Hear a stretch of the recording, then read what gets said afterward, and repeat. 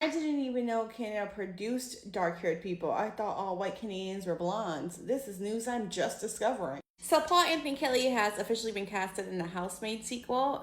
We know him best because he blew up this year after starring in Ryan Murphy's love story as John F. Kennedy Jr. And Sarah Pigeon starred in this show as John F. Kennedy Jr. and Carolyn Bessette. Love that show. I think it was really, really well done, right? Like I loved every second of it. But I will say that I was kind of curious to see what their careers were going to be like, what the next moves and the next acting things that they took on were going to be, because I don't think either of them are very good actors. I genuinely just think that they were playing themselves, and the more interviews that come out, the more I'm like, yeah, it just doesn't seem like every single time I see an interview of him, he's pulled off the street. I'm just like, I just think that they got really lucky, and you happen to have the same exact personality as John F. K. Jr. Like I don't particularly think that you were acting. And Sarah Pigeon's, like, her kind of image has kind of morphed into Carolyn Bessette, right? Because it was like different before when she was a brunette, but now it seems like she's sticking to being blonde. And like so much about what we see about her, she just recently started a Balenciaga campaign. Like, and I'm watching the campaign, the commercial, and I'm like, it seems like you're still acting like Carolyn. It seems like she possessed your body. I want to say that it's very Ariana Grande, Galinda of them, but I really do believe that I just think that their personalities were already these people, and that's why the casting works so well. Not like either of them like unmistakably look like either of these people, right? It just happened that they were able to like kind of embody them very well, and I just really do think that these were their personalities, and it's just like, oh, you know, you kind of remind me of, and then they made it work. And immediately makes the acting that you did on screen even less impressive because it's like it just seems like you were just playing yourself.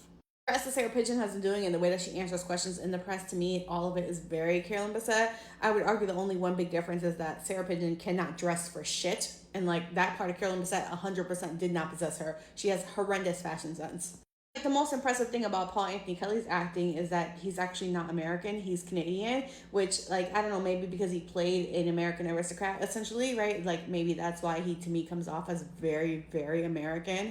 I'm watching his interviews. I'm just like, there's something very old Hollywood about you, and I don't particularly know if I mean that as a compliment. Like, I just think he has like a kind of like a little bit of a smugness to him and an arrogance to him that is okay for a man who looks the way he looks. So, you know, like he's obviously a very good looking guy, but I just don't think that you have the talent to back up this level of arrogance. And I think that we do need to bring it down to earth just a little bit because you're not a very good actor.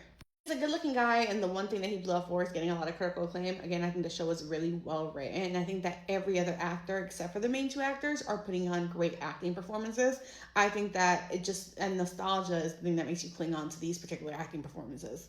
I also had like casually mentioned in passing that he would be down to be James Bond. And I think he's got the look down. Like, I mean, I don't think he looks British, but I think he's got the rest of it down. But last time I was talking about the casting for James Bond, the British people got really upset with me and they're like, how dare you? Only a British person can play James Bond. And it's like, relax a little bit. Like, I don't understand why it's that serious. Like, we're American and we let a British person play Batman and none of us lost our minds, right? Robert Pattinson played Batman and we all said, okay, yeah, sure, let it happen. But like, James Bond is the one that has to be British. Relax. Like I said, we just let a Canadian play American royalty. We let British actors play African American icons all the time and none of us bat an eye. Cynthia Erivo was Harriet Tubman. I'm not making the argument that Paul Anthony Kelly is like the person meant for the role, but I'm just saying if it turns out that they cast someone not British to be Bond, it's not the end of the world. Like, get a fucking grip.